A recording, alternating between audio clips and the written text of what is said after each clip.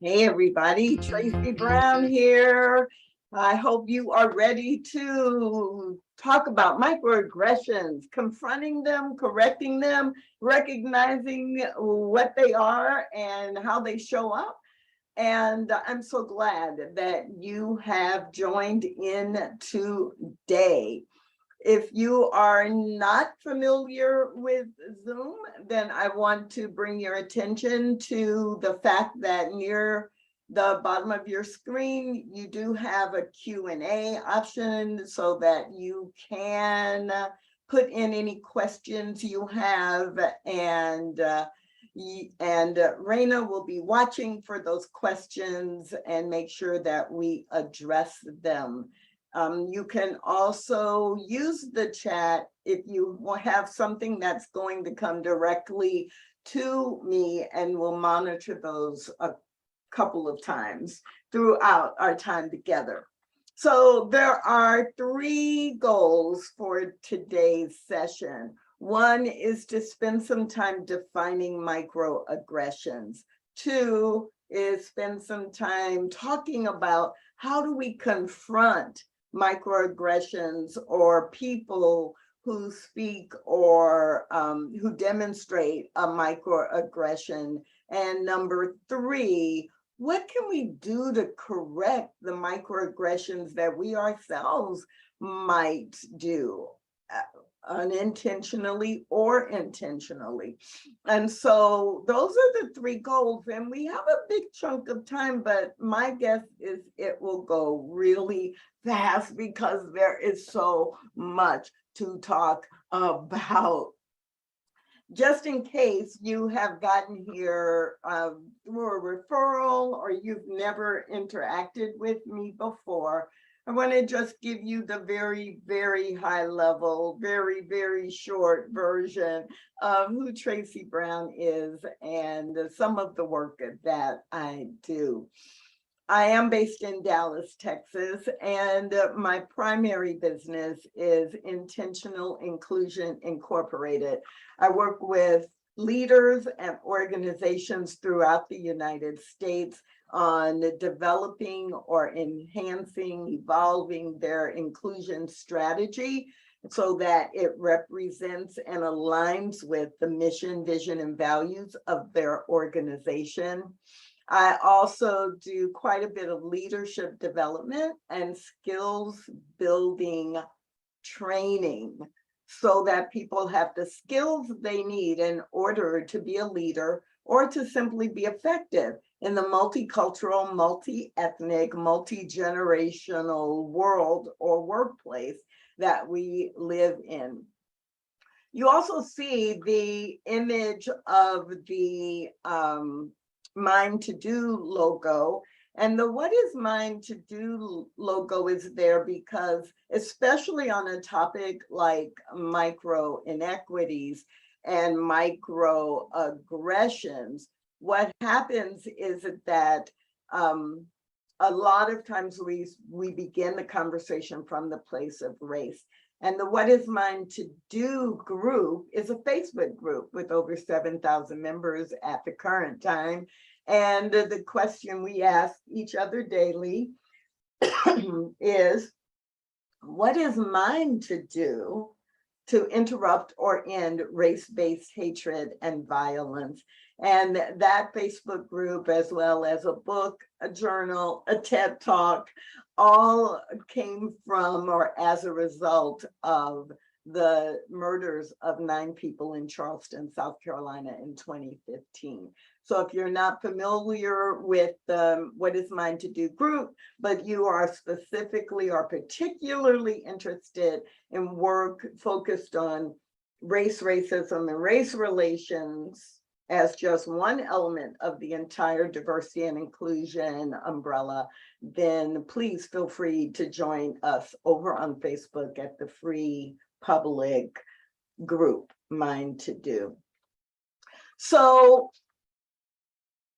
that's a little bit about me. If you have any specific questions, feel free to drop them into the chat.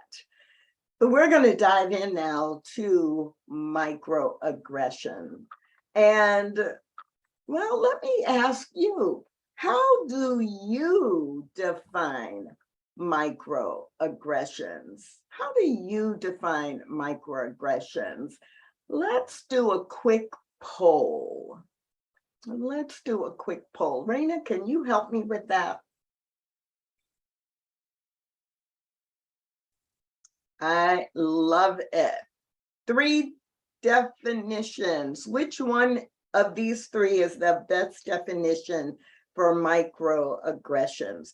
Refusing to hire someone because of their racial identity, words or actions that communicate hostility or disrespect, actions or statements that hurt someone's feelings. We're going to give you just about 20 seconds.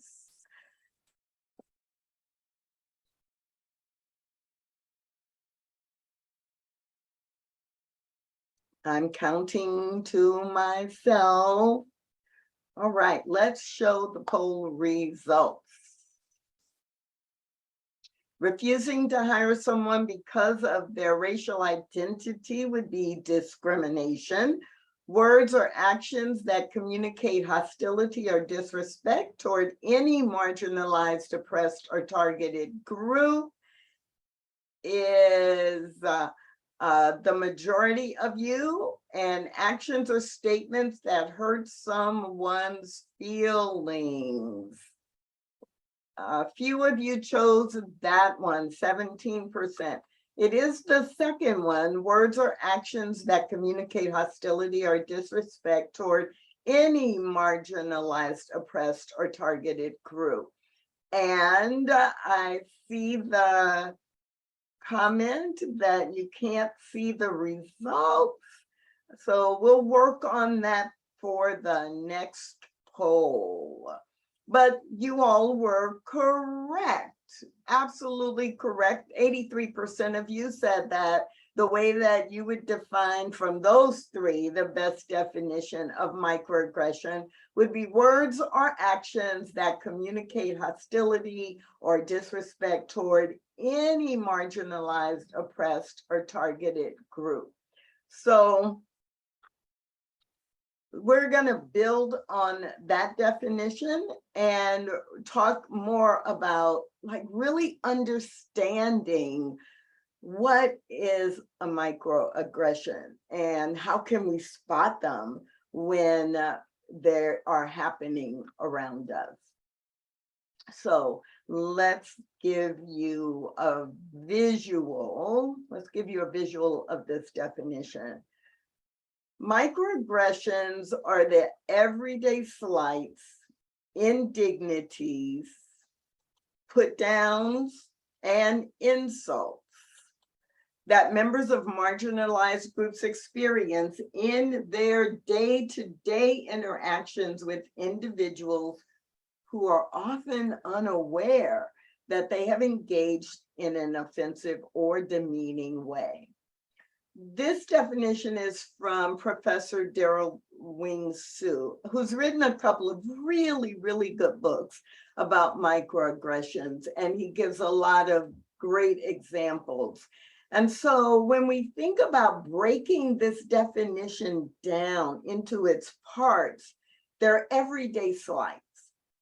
So there are things that come up in everyday conversation or in relationships, and they kind of, they are disrespectful, or they reflect some assumptions about a whole identity group that is based on a stereotype.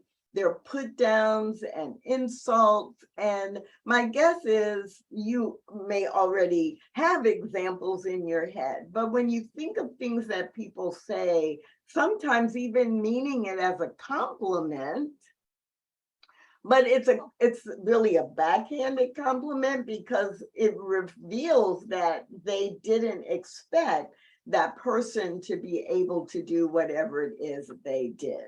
So the classic example would be the verbal microaggression of someone saying someone who is white or someone who is not Black saying to or about someone who is Black, well, Tracy's just so articulate, like you wouldn't expect someone of her background, even though you know that she has a college degree and that she speaks for a living and that, you may know all these things and still then be like, wow, she's so articulate.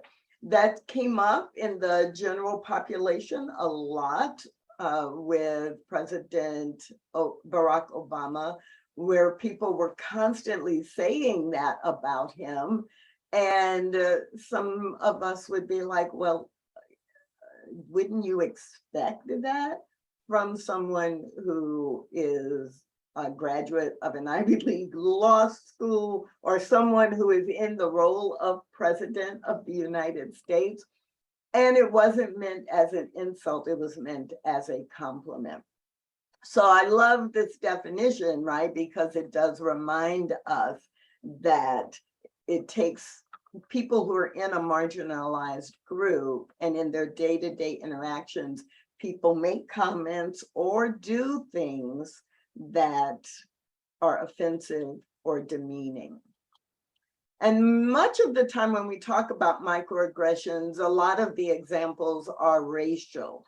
So I love this from an article in American Psychologist magazine. It gives this definition. Racial microaggressions are brief and commonplace daily, verbal, behavioral, or environmental indignities.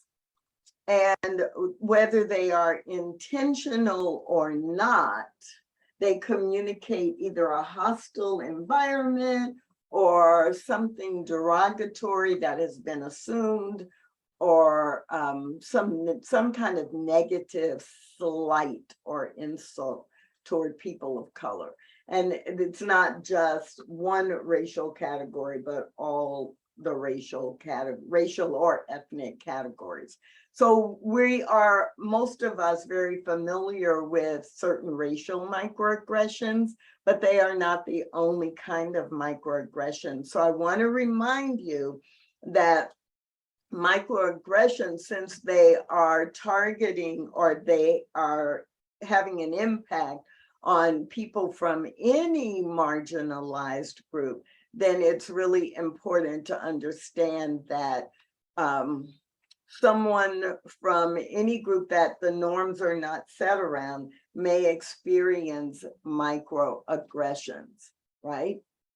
Think about it. So when people are engaged in or interacting with you based on stereotypes or negative assumptions about your group identity, then you might recognize that when there are assumptions made based on sexuality or gender. So sexual or gender-based objectification would be, examples of things that could turn into or be microaggressions. Assumptions about gender roles or gender identity.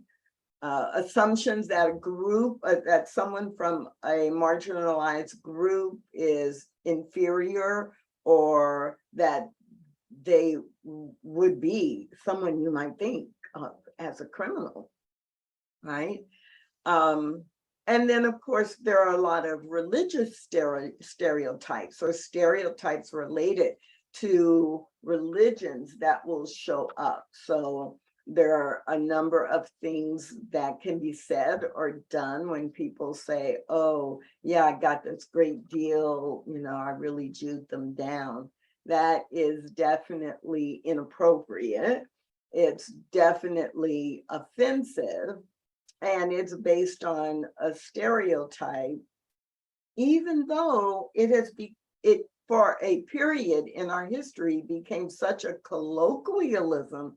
So many people used that term or phrase, and they were thinking they were doing it to congratulate themselves, or that they took something negative but used it in a positive way. but in other words, it was considered negative, but I'm going to use it to my advantage. It's a stereotype. And so if you are Jewish and you get that, and people are telling you, it's like, no, it's really it's an insult for many people who are Jewish.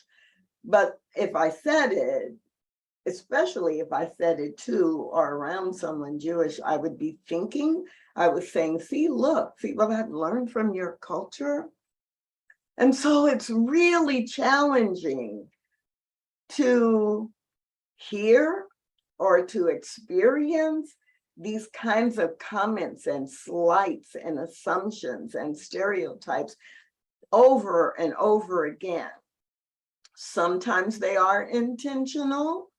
And then often if you call someone on it, they'll say, oh, you're just too sensitive. I was just joking, right? But it's not a joke if you've been hearing that over and over and over again your entire life, and especially if it's something you've been judged negatively for.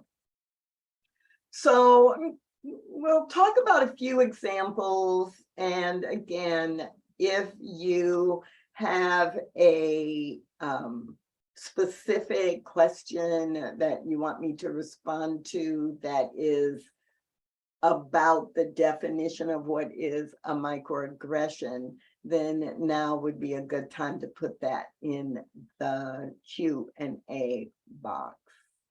So here's some examples that people have shared with me. Quote, nice to meet you, Mr. Mensah. You must be from Africa. And this is said many times to someone who is a US citizen. His lineage and heritage is from Africa, but he does not live in Africa and considers himself very much an American. But people will often say to him, oh, you must be from Africa, and do it in a way that is, they're so proud of themselves because they recognize that Mensah is a name, a very common name in Ghana and in some other parts of Africa. But it's like, couldn't I just be from Dallas? Couldn't I just be from San Francisco? Why are you assuming? And what does it mean that you're assuming? Second example, oh, Nancy, I think you're the perfect person to take over planning the birthday celebrations. And the person who shared this with me is a degreed engineer with a master's degree in engineering, working in an environment where she is one of 2 women in a team of 30 male engineers.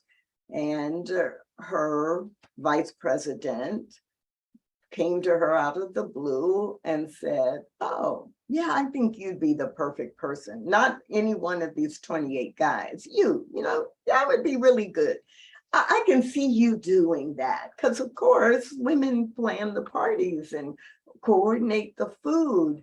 And as she shared that, she said, you know, it fits into that whole category of being asked to make the coffee, or people assuming that she would want to plan a party when that's not a skill that she has. Third example, oh, Kristen, don't be so emotional next time. You know, if you want us to listen to you, then and pay attention to what you're saying, you just can't be emotional. And of course, Kristen is a woman. The stereotype of women are emotional or inappropriately emotional, notwithstanding that men often are very emotional and raise their voice, or if they're angry, that is an emotion as well. But women often get told, oh, don't be so emotional. How do you get your hair to do that? Can I touch it?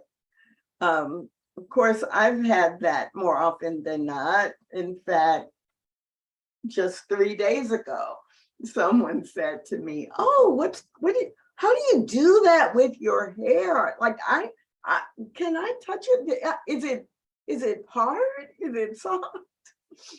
And there are times, and depending on the relationship, where it's not offensive, but it does get the same reaction of a microaggression over and over and over when it is spoken in the context of your hair is exotic or your hair is different. It's not normal because, straight blonde hair is normal. That's what's normal. You're not normal. And besides, let me touch it because I need to have that experience.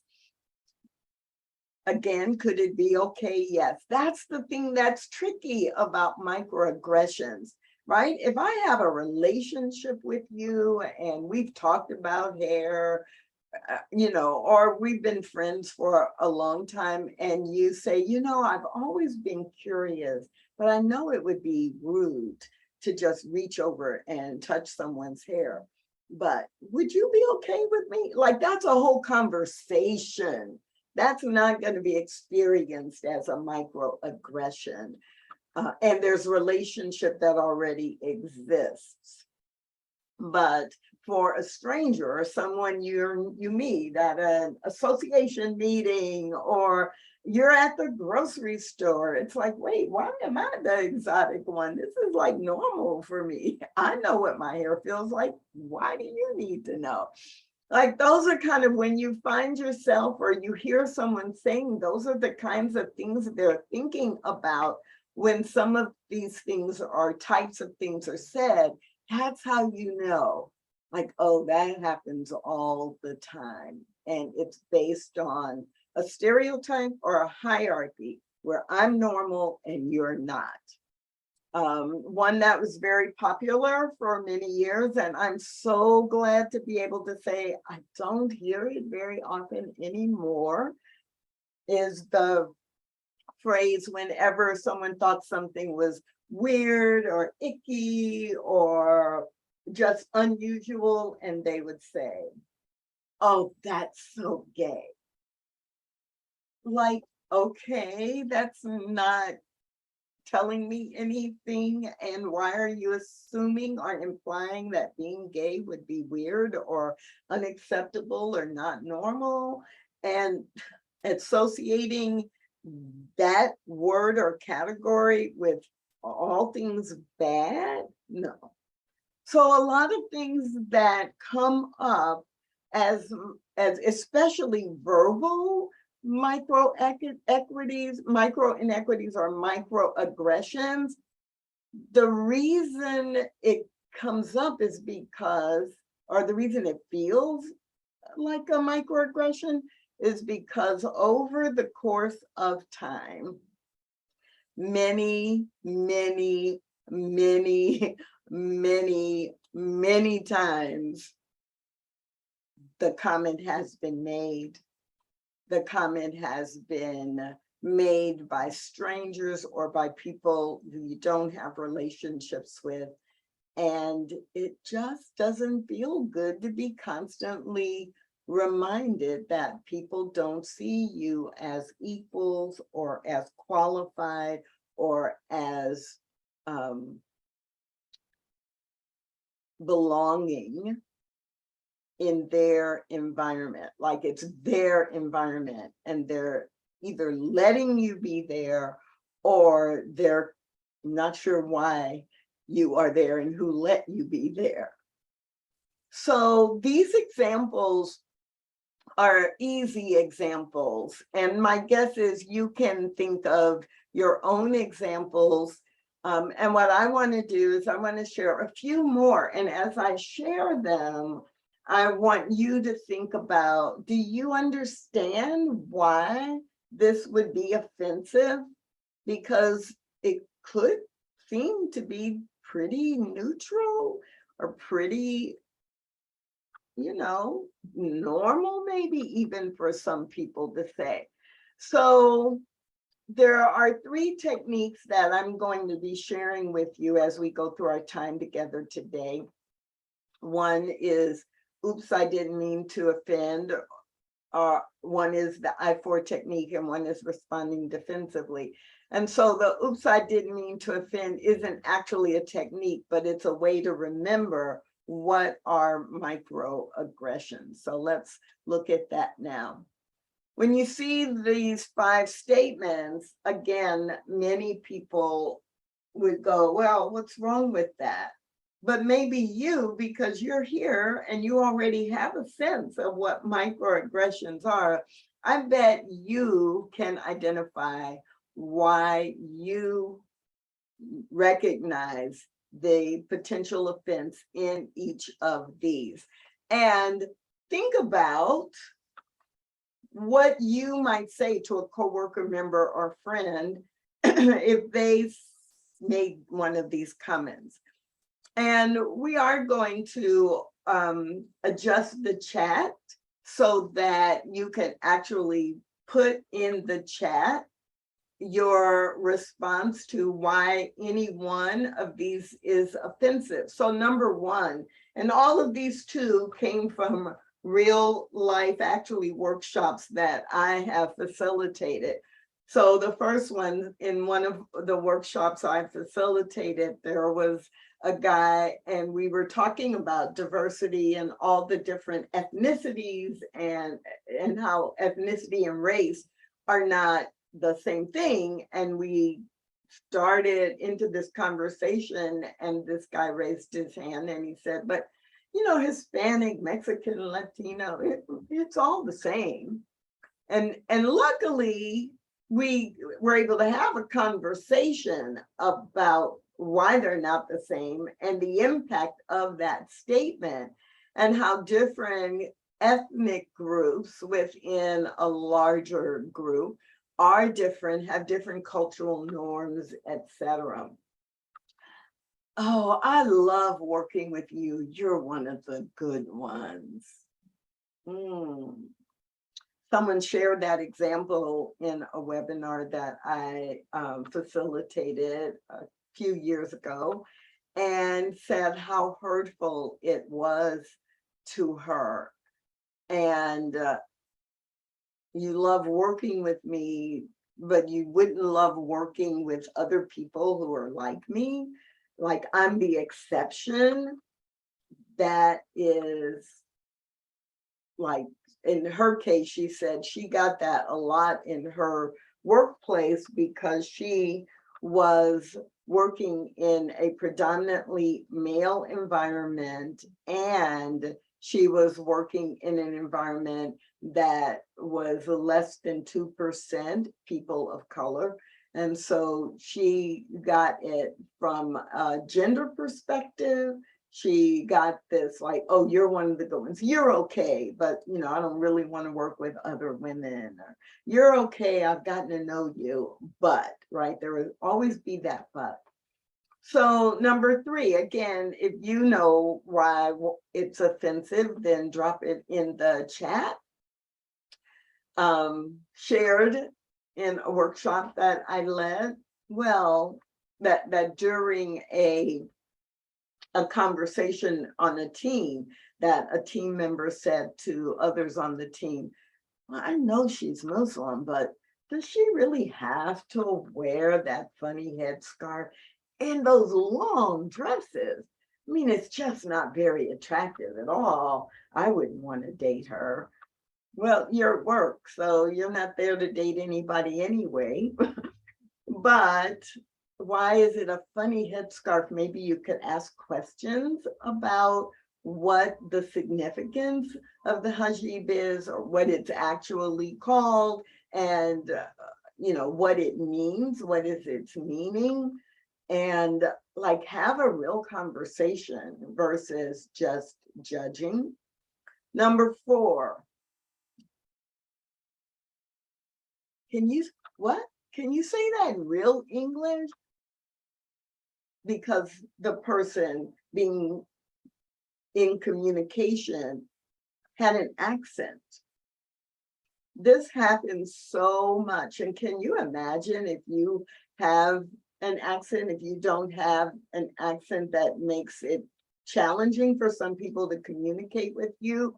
But if you did, or if you're around people, ask them how many times a day or how many times a week they are asked if they would speak real English, or how many things are said to them that are microaggressions related to their accent. And they've lived in the US, for decades. I have a colleague who I work with, who I interact with on a regular basis, and she has lived in the US for 45 years. And she does still have an accent. And there are people who avoid her. They're polite and will speak, and then they will not engage or interact because they don't want to listen. I have no trouble understanding her, but I do have to breathe and listen. So that's my choice, so that I am engaging with her equally and equitably. But I'm part of the equation. It's not all on her, right? So can you say that in real English with an irritated voice or a furrowed brow? Again, if someone is hearing that over and over and over and over again, what's their motivation to even try, right? And then number 5, I just don't accept this pronoun thing. Besides, using they is improper English. Did I grow up understanding or being taught that the pronouns they and them are plural, and you don't use them with an individual? Yes, I'm old enough that I grew up with that language, that rule. However, over the last 10 or 12 years, I have learned to use they and them when that is the personal pronoun that is used by someone I'm engaging with. In my most recent book, I went through the book and changed all the personal pronouns. I think all, but I can say 90% or more, and feel like I don't have to go pick up the book and look. But we went back through the book and said, instead of he and her, we're going to use they, them. And so it was hard. And even when I was reading the galleys, it was, right before we went to print and publishing, it still felt a little weird because it wasn't the way that I originally learned to use pronouns. But I am committed to being respectful of others. And if that is the pronoun that fits because of their non-binary identity, because that's how they choose to identify themselves, then I am going to do that. So I hope that makes sense to you, that it is really important for us to recognize in the language we use that we can be guilty of microaggressions without knowing it. But there are patterns we can watch for, and there are things that we should pay attention to that will show us over time that what we are doing or saying is inappropriate. And of course, we're going to get to confronting microaggressions and then correcting the microaggressions that we do know about or learn about that we ourselves are doing. So I love this question. Is it possible that middle school students are using phrases like "that's racist" or "you're treating me that way because I'm gay" as a response to things that irritate them? So it's possible it is possible. There's a part of my brain that says, remembers the age group of middle-aged students. They're experimenting with language. They're experimenting with being cool. They're experimenting with becoming more independent. And often there will be phrases that come from or become popular with middle school students and high school students that become the slang of the day, or the colloquialisms, or the idiom. And as adults, parents or teachers or adults who interact with our children who are growing through that stage, it's up to us to encourage them, if not require them, to be respectful. So this is really important because, remember, microaggressions usually, not always, but usually are a reflection of unconscious bias. Microaggressions usually, but not always, are not intended to denigrate a group or to downgrade a person. And so it is possible. So the question is it possible? So it is possible that a student, a child, is saying something they just heard, but then that puts us into the role of correcting, educating, teaching. And it's not just, don't say that. It is, wow, you shouldn't say that because, or I would recommend you find some other language because, and in an age appropriate way, redirect or offer some other solution. And even though we're not quite there yet, I would say that's an opportunity to also educate, if this is a young person, really anyone at any age, that's an opportunity to educate by saying, here's what you could say instead, or here's something you might want to go read about or research, or you might want to do an internet search on this type of person or identity group to understand why that is really offensive, or reconnect them with the values that they have or you are instilling in them around equity, around respect, etc. So I love that question a lot. So far, I've talked about and shared with you what is a microaggression with lots of examples. Because if we can't recognize the microaggression that either we say or do, or that others around us say or do, then we can't do anything about it. And so for me, I realized that I recognize microaggressions really quickly, but that's because I have been exposed to a lot of microaggressions based on different identity groups. Then on top of that, I've studied microaggressions and I'm able to teach others about microaggressions. So I recognized them really quickly. But even before I had studied, my entire life, I'd been exposed to them. So let's do another poll. How often are you the recipient of a microaggression? Rarely? Several times a year? At least monthly? At least weekly? Now, I didn't put every day of my life, although it was tempting. But how often do you experience microaggressions?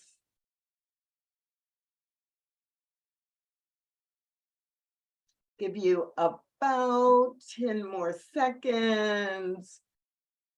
How often do you experience microaggressions? Yeah. So I'm going to count down from 10 and then we're going to close the poll. 9, 8, 7, 6, 5, 4, 3, 2. Raina, let's close the poll and share the results. So we've got a mix here of those of you who responded. About 30% of you rarely experience microaggressions, and about 40%, several times a year you notice or you recognize it as a microaggression. And only 10% of you, like at least once a month, and about 20% every week, at least once a week. That is very interesting because of this.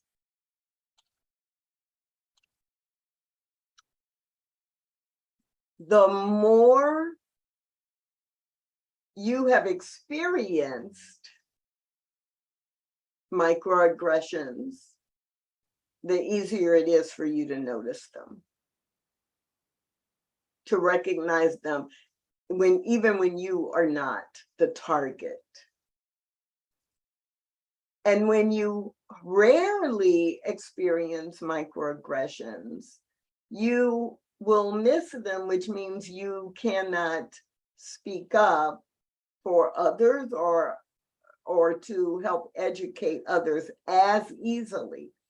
And so it becomes really important to be able to learn more so that then you can contribute more in terms of shifting this so that it is no longer the common behavior. So the question does come up for me, even though I do this work, like how important is it? Especially if I'm in an environment where a lot of people might say that they rarely experience microaggressions. But it is important. It's important for a lot of reasons. And one of the perspectives that comes to mind is, I'm always reminded of from this video that says, microaggressions are like mosquito bites. And if you really want to understand how microaggressions show up and have an impact on you, even if it's not targeted to you, how it has an impact on the people who are around you, then it's great to be able to understand what's really happening and the cumulative effect that microaggressions have. So let's get reminded about microaggressions. For people who still don't think that microaggressions are a problem. Oh, you're so well spoken. Oh, just imagine, instead of being a stupid comment, a microaggression is a mosquito bite. Ugh, it's a compliment. Mosquito bites and their itch are one of nature's most annoying features. But if you're only bitten every once in a while... No, where are you really from? Cleveland? Sure, it's annoying, but it's not that big a deal. The problem is that some people get bitten by mosquitoes a lot more than other people. I mean, a lot more.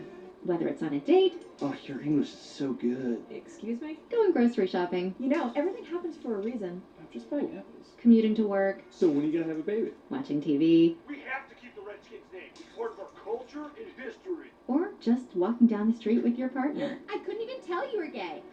Mosquitoes seem to pop up everywhere. Do you know John? Give me shopping advice. I love Cher too. And getting bit by mosquitoes every goddamn day. Well, Touch your hair. multiple times a So day pretty. Can I Can I touch touch your it, hair? please? Oh my God. Can I please? is fucking annoying. That makes you want to go ballistic on those mosquitoes, which seems like a huge overreaction to people who only get bit every once in a while. It's just a mosquito bite. Who cares? Just another angry black one. Of course, beyond just being annoying, some mosquitoes carry truly threatening diseases that can mess up your life for years. Astrophysics?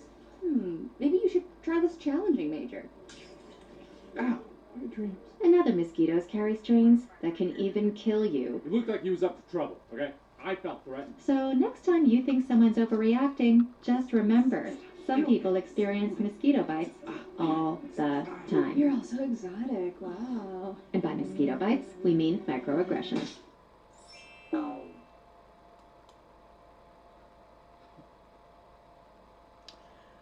Yeah, what did you think about that? Whoa, that is so representative of why it is important for us to understand what microaggressions are and to be able to recognize them. I love this quote. I was reading an article, and when I read this, written by Hannah Yoon, and when I read this, I just had to copy it, and I use it very often in workshops and in coaching sessions. It's tempting to ignore microaggressions, considering the fact that blatant, obvious discrimination is still a real problem.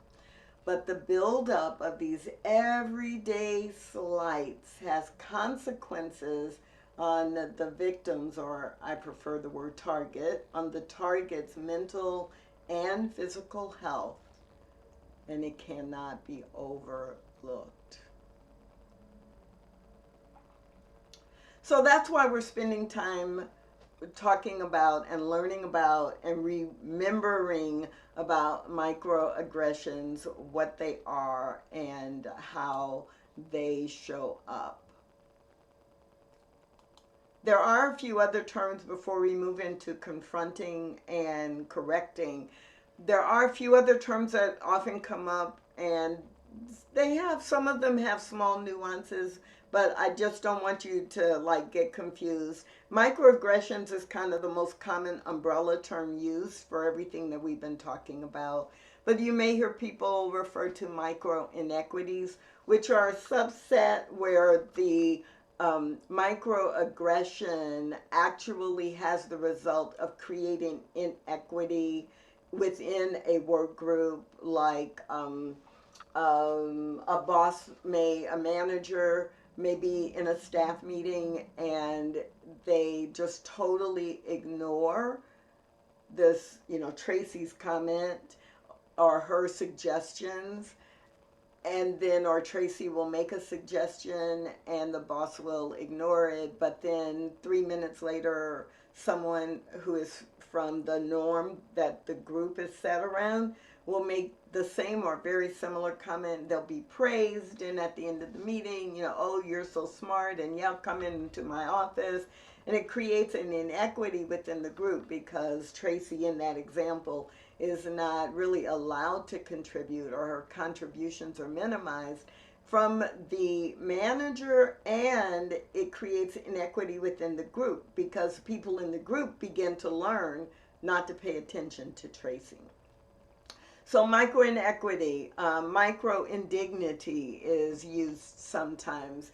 That, right, it's not really significantly different from microaggression, but some people will use that term instead.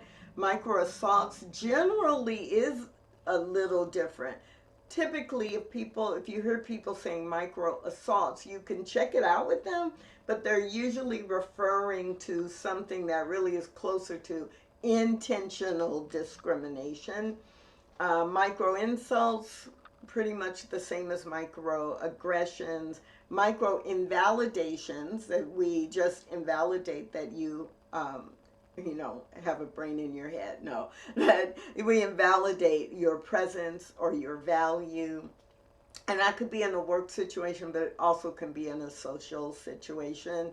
And then the term that many of you may not have heard before is subtle acts of exclusion. And that is the term that Tiffany Jana and Michael Barron have been introducing to replace the term microaggressions, because there's nothing micro about them, and they are just actual aggressions. But the impact is that very subtly someone is excluded. So if you interact with someone who's actually read their book, The Subtle Acts of Exclusion, then they may say, oh, microaggression is an SAE, and they would be using that as an acronym for subtle acts of exclusion. So, like many other things, there's more than one term, but today I've chosen to use the term microaggressions because I think it's helpful to use the term that is most commonly known and used, but I do want you to be aware of that. Yeah, you could hear a few other terms. And if that happens in a conversation, that's your opportunity to level set and say, oh, okay, define what you mean. I want to make sure we're talking about the same thing. So it's not important that you always have the exact same language, but it is very important that you take 30 seconds to make sure you're talking about the same thing. So 3 reasons as we move into confronting and correcting microaggressions. 3 reasons it's important. Number 1, we want to demonstrate respect for everyone that we engage with or interact with. Number 2, we want to strengthen our relationships with people we engage with and interact with. And number 3, if we are in the workplace or we're part of a church group and we're part of a team working on something, we want to increase productivity, because microaggressions, because they're like multiple mosquito bites, it's like, oh, the people who are getting bitten by those mosquitoes can and often do kind of go within a little and will be productive enough to do their job, but there is still a little bit of a withhold. So we're going to spend the remainder of our time talking about what can I do or say when I experience or observe microaggressions. And Tracy's tips for you are these. Educate the person when you can, and you have the opportunity, educate them about why what they said or did was inappropriate, potentially offensive, or actually offensive. Number 2, focus on their behavior, not their character. So focus on the fact that I just want to let you know that it's really inappropriate for you to reach out and touch a black woman's hair without asking, without her permission. It's very demeaning. Are you aware of that? Right? I can have the conversation. I can focus on the behavior of reaching out and touching a black woman's hair, not, oh, you were so stupid, you idiot. Don't you know it's racist for you to touch a black woman's hair? Blah, blah, blah, blah, blah, blah, blah, blah. No, there's no need to attack their character or to actually call them names. Focus on the behavior and then breathe before you speak. Especially if you are the person who is the target or of the microaggression, because it may trigger an emotional reaction. So I've trained myself, and I encourage you to go, because just in those few seconds, you will be able to then go back and do number 1 and 2. And number 4, Tracy's tip is to practice. Now, I want you to see an example of this. This is a case where the male person involved in the scenario that you're going to see insists that he was unintentionally being offensive. There are people who doubt that. There are people who argue it, but we're using it as an example of microaggressions that are so obvious that you cannot help but spot them. So, Raina, would you help me out and let's talk about and see Commissioner Collins and Dr. Rosario. This woman worked hard to earn her doctorate, so it means a lot to be referred to as doctor. And that led to a heated exchange during a Zoom meeting with city officials. If Mrs. Rosario has something about one of those It's Dr. standards, Rosario. Thank you, if sir. Mrs. Rosario has something about Dr. Rosario. It's a public meeting where a city official refuses to address this woman by her title, doctor. Well, I'm sorry. Your name says on here, Carrie Rosario. Hey, Carrie.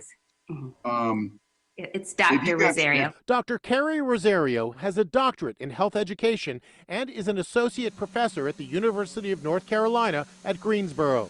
But zoning commissioner Tony Collins apparently can't be bothered. So please, sir, call me as I would like to be called. That's how I'm identified. It doesn't really matter. We're here. It matters to me.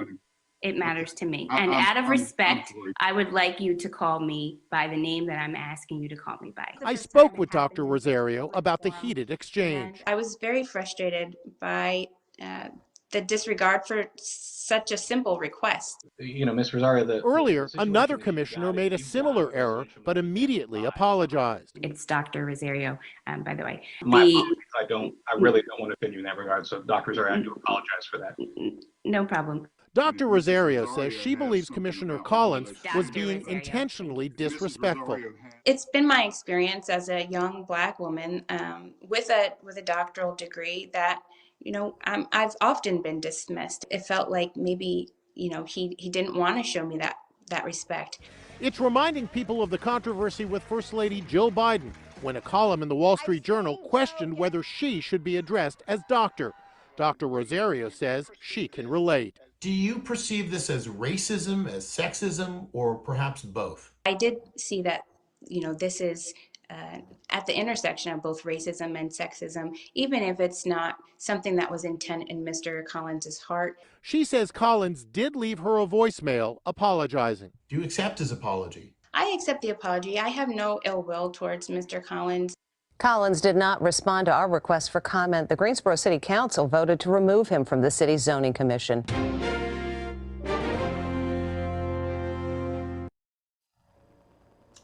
So, wow, like to see it in real life, to see it on a video, for most of us, it's really easy to recognize. And yeah, was it intentional?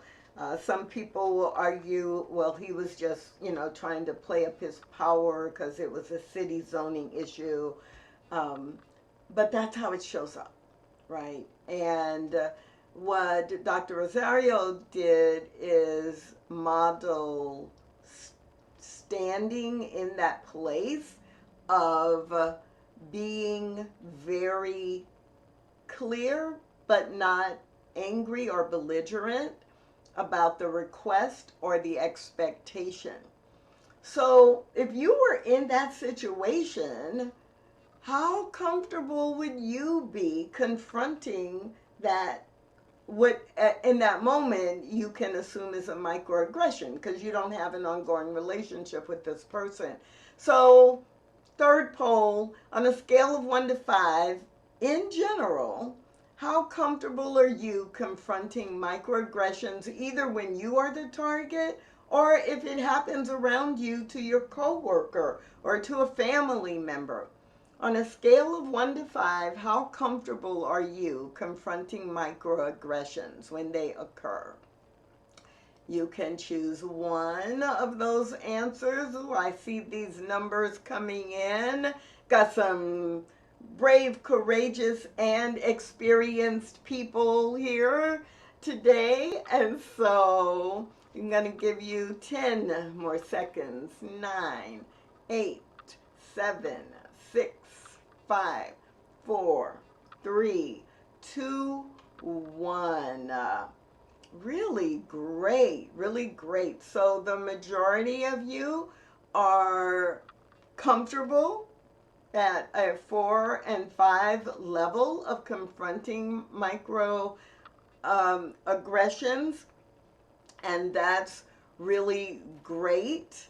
And then about 40% of us are ready to practice because we are here. You wouldn't even be here if you weren't ready to practice and learn a little bit more about doing this. So, what are some practical and healthy ways to confront and correct microaggressions? There is a technique that I use called the I-4 technique. And this comes up a lot because people will say to me, oh, Tracy, just in general about talking about any topic, any theme related to diversity and inclusion, I'm just so afraid I'll offend someone and I don't know what to do or what to say when something happens. And usually they describe something that really is a microaggression versus something blatant. Like if something really blatant happens, they know, like, no, I'm gonna stand up and say, no, you can't do that. But it's the more subtle things like microaggressions where it's like, I don't know what to say. So I developed this I-4 technique, and I'm going to share it with you because it's easy. It's easy to remember, and you will be able to use it. So the I-4 technique is perfect when you want to speak up or when you want to give someone feedback about a microaggression. It starts off with asking a question. The question is what that person just did or said, is it insensitive or is it illegal? Is it insensitive, like, ooh, that was borderline, or ooh, that was over the line, but clearly by their manner, they didn't mean it. Maybe they don't know. Illegal doesn't just mean, is it discrimination, or is it something I can sue them for or take them to court? Illegal might be, is it really against our policy at our company? Or illegal might be, we've educated everybody about our values, and it's what they just did is like against our values or our anti-discrimination policy.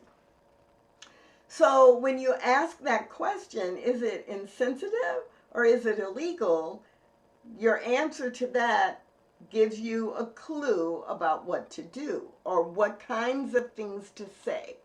If what they did was insensitive, then put yourself in the mode of let me inform them. Let me provide them with information. Let me educate them about why what they did was not appropriate. Let me inform them about some other alternatives.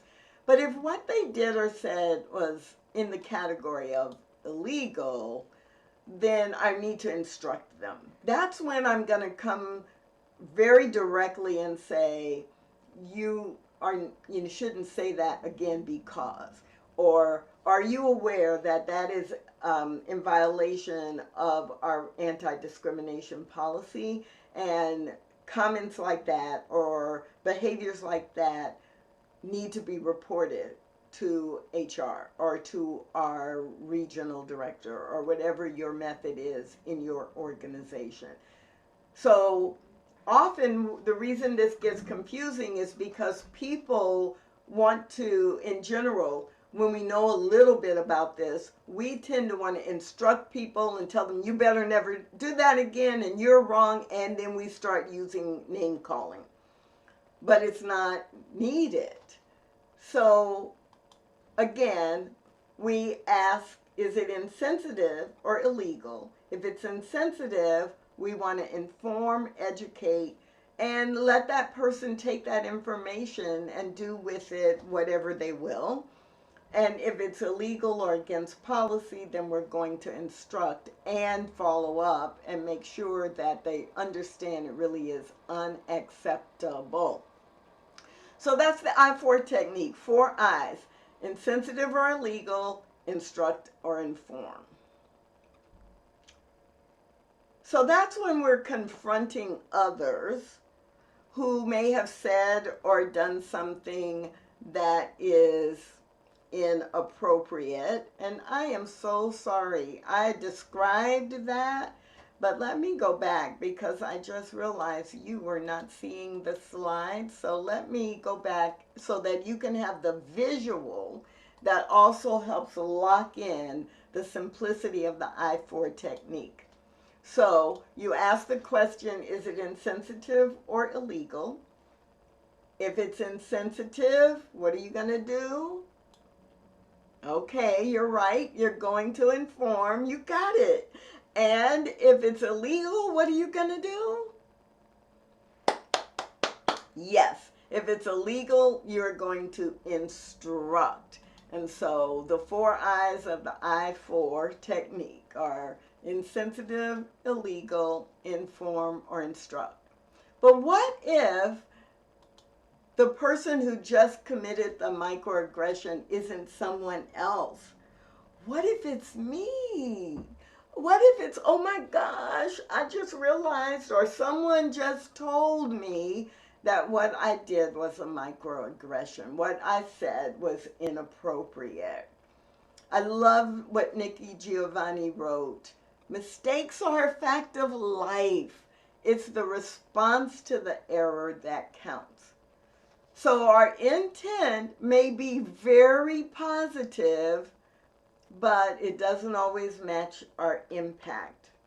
And we are just as responsible for the impact of our words and actions as we are for coming from a positive intention. So Tracy's top 4 tips related to this. Number 1, consistently educate yourself. And especially, as I said earlier, if you don't have a lot of exposure to microaggressions, then it's really important that you watch videos, read articles, talk to people, which leads to Tracy's tip number 2. Build cross-cultural relationships. I have learned more about what's acceptable and what's potentially offensive by getting to know and build relationships with people who are different from me. It is the most powerful way because people who know you, when you can have those kinds of conversations, they will tell you. You know, sometimes I will ask people who I know, you know, what really irritates you? What stereotypes that others have about you? As, you know, based on your religious group or your gender identity or your sexual orientation. You know, like we'll be in a conversation and I'll just ask them, like, what really gets on your nerves or what really hurts your feelings when people say it because it's a stereotype or a generalization.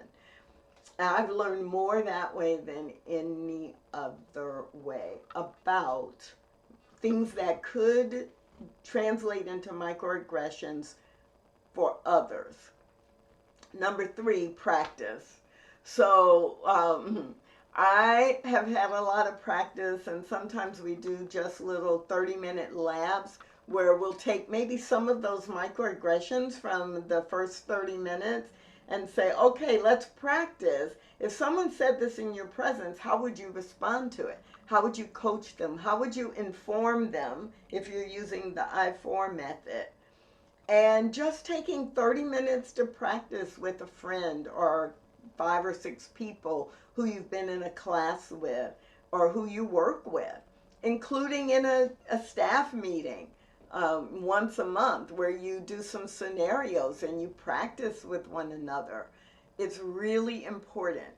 And then number 4, Tracy's tip is to invite feedback. This is especially important if you're a leader because people will assume that you are not open to receiving feedback, that you have said or done things that are a little bit on the line or across the line. So it's up to you to, on a regular basis, invite feedback.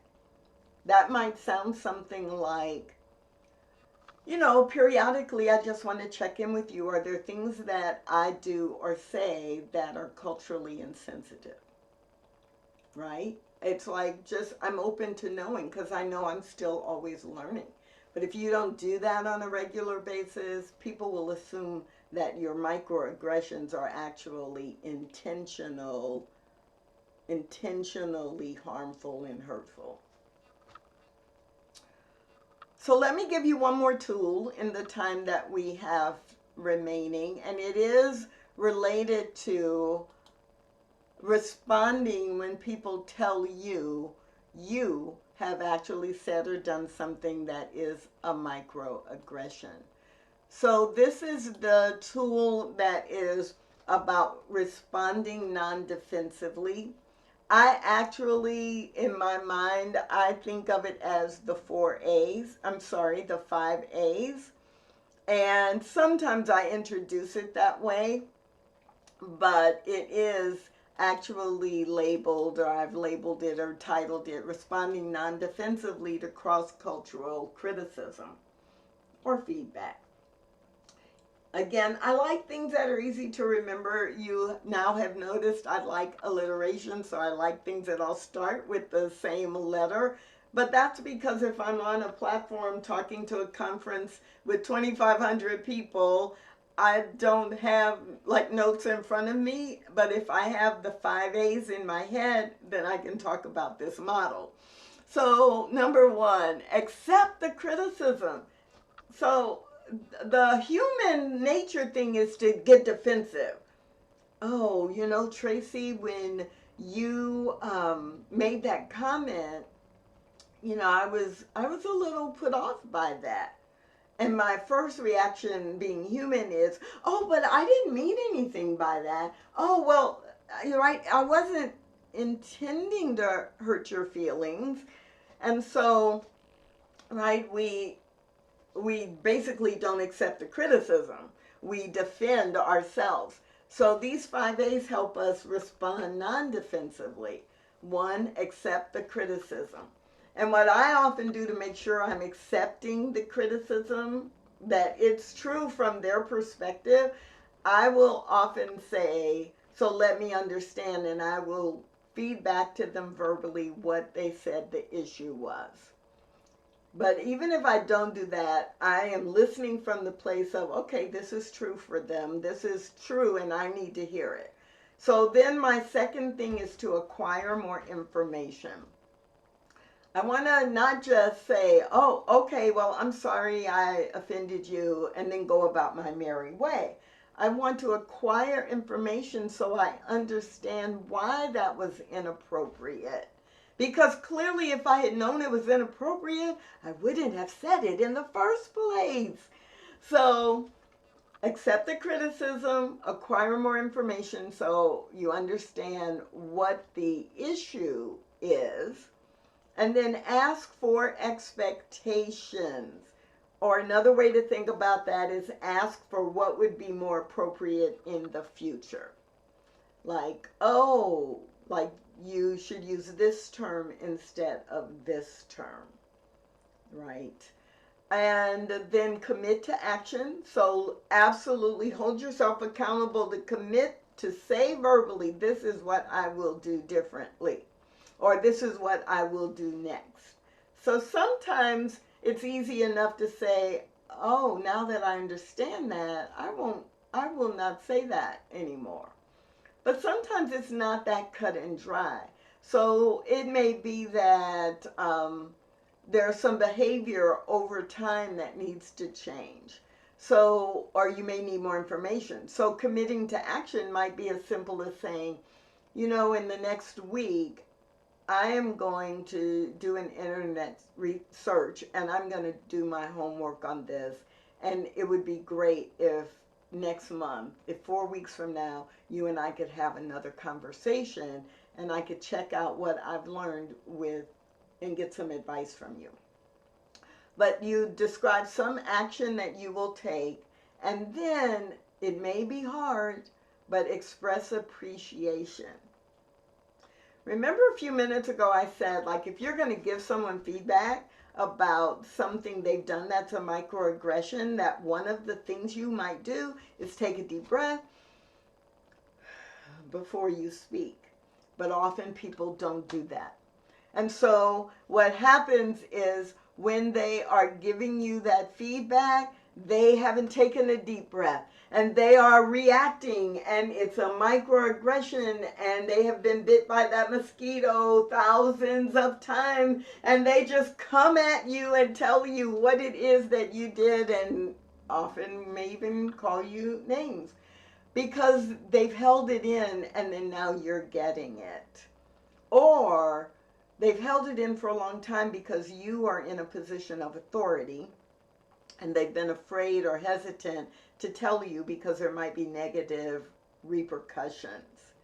So it's really important to always end with, I am so, you told me I didn't want to hear this, but I am so glad that you took the time to give me that input or to give me that feedback, because otherwise I would not have known.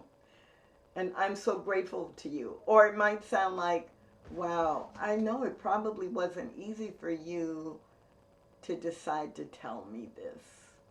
So I just want you to know I'm grateful that you did. Right? Show appreciation in some way for them, because that will encourage them to continue to give you helpful feedback, and it will give you the opportunity to model that you truly are wanting to be an example of someone who is inclusive.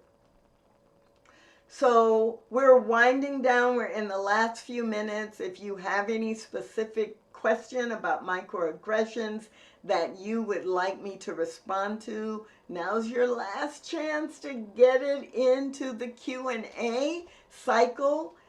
And what I want to remind you of is this. I say this so often,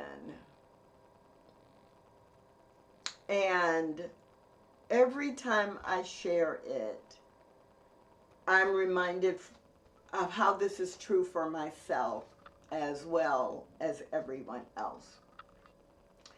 Mastery is the result of knowing the basics, then adding continuous exploration, incremental growth, and a commitment to innovation, right? So you learn the basics, and then you are constantly exploring how that applies or how it shows up in the world.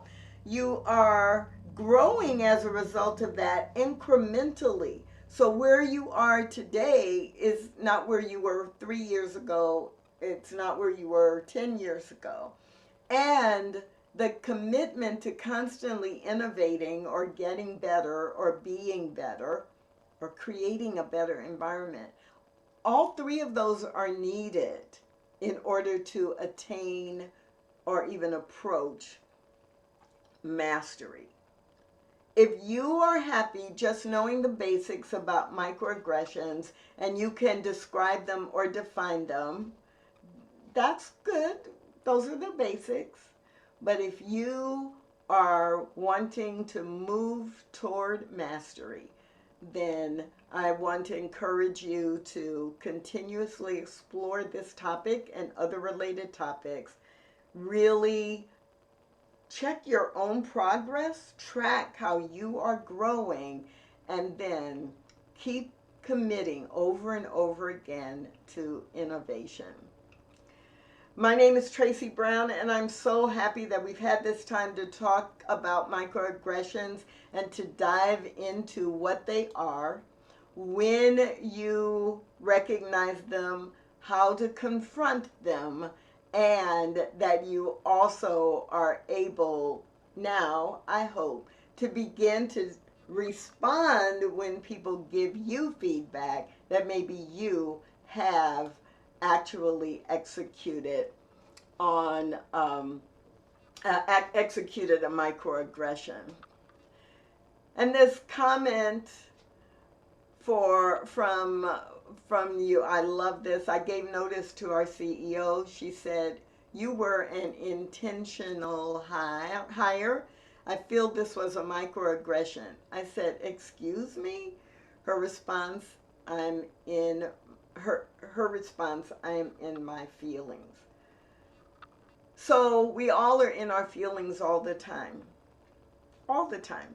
And I love the video reminding us that if we've had more mosquito bites than someone else, that sometimes to them it will look like we're overreacting, or we are being dismissed because, you know, you have more emotion or more feeling about it than I do, so you obviously are the one that's out of control.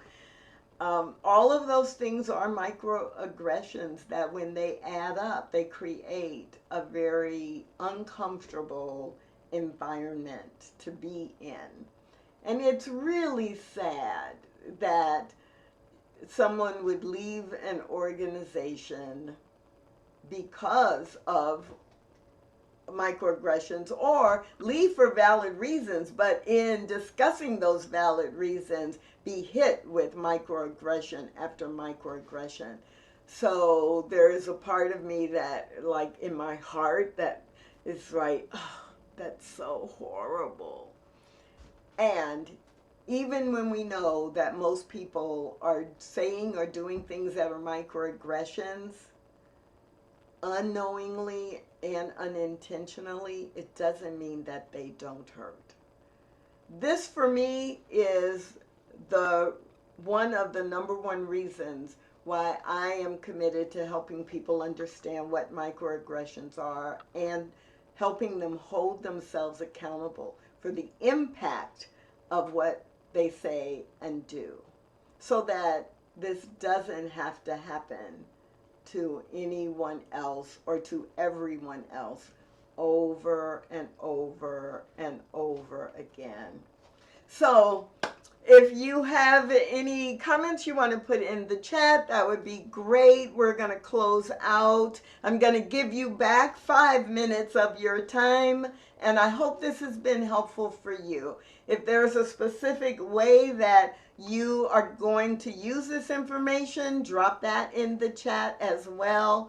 And if you have specific questions, then feel free to email me directly at tracy@tracybrown.com, or stay connected either by following the website tracybrown.com or jumping into the What Is Mine to Do Facebook group, where we focus specifically on race, racism, and interrupting and ending race, racism, and having positive race relations.